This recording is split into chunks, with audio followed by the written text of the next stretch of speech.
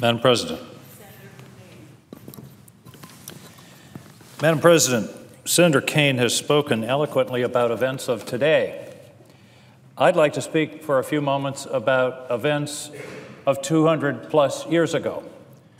On Tuesday, August 17, 1787, at the Constitutional Convention in Philadelphia, the delegates debated the question of war.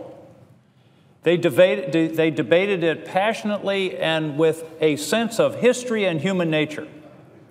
And they understood the propensity of the executive, any executive, throughout history, a prince, a king, a potentate, a sultan, to lead their country into war for good reasons or no good reasons. They understood that this was a basic question before the body, before the Constitutional Convention. And Madam President, I would assert that the framers knew what they were doing. Interestingly, in the first draft of the Constitution, the clause in Article 1, Section 8 that says Congress shall have the power to declare war says Congress shall have the power to make war. That was the first draft.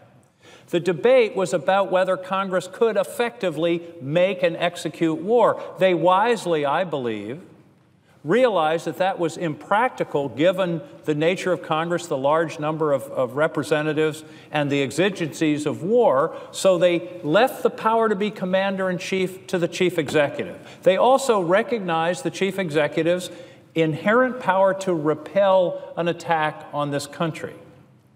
But in all other cases, what the Constitution says is very clear. Article 1, Section 8, the Congress shall declare war.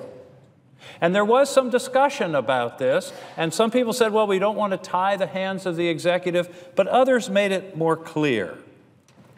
Mr. Ellsworth of Connecticut, these are from Madison's notes, by the way, which was a fascinating source of information about the history of the Constitution. These are the notes that were taken the day of the debate, Tuesday, August 17, 1787. Mr. Ellsworth of Connecticut, it should be more easy to get out of war than into it. He understood this principle. Pierce Butler of South Carolina said the executive should have the power to repel sudden attacks. That's common sense.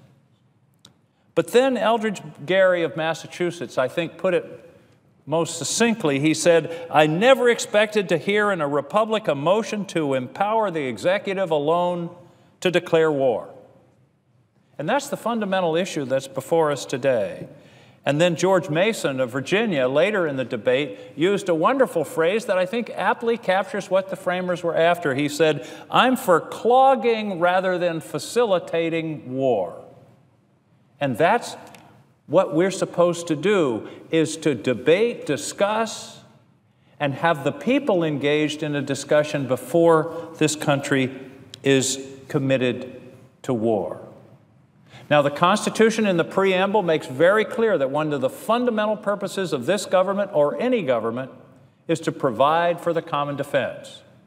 Nobody questions that. Neither Senator Kaine nor myself nor anyone else who's talking about this issue questions, A, whether we should be debating this, and B, that it is our solemn responsibility to provide for the common defense. I happen to think, as Senator Kaine does, that the fight against ISIL is worthy of national attention, worthy of national effort, and should be debated and circumscribed through some form of authorization in this body. Madam President, there has not been a declaration of war by the Congress since 1942. And I'll conclude with the observation that power doesn't spring from one branch of our government to the other overnight or in some flash of inspiration or change. I would argue more aptly, it oozes from one branch to the other. Not necessarily through executive usurpation, as through congressional abdication.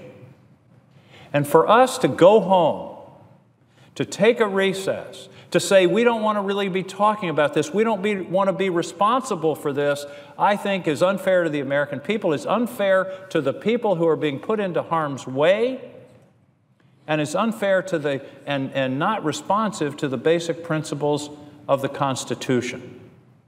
We owe it to our country to have this debate. And it's one that I believe is important and is constitutionally based. We are very good here in Congress about not making decisions and then criticizing the executive for what they do.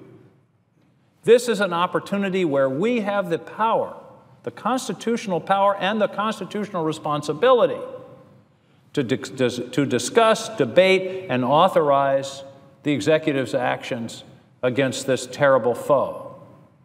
I believe that it is our responsibility to do so. To not do so is simply one more sliding away, one more giving away of our constitutional authority to the executive that I think is in detriment not only to the Constitution itself, clearly, but also to the interests of the American people. Thank you, Madam President. I yield the floor.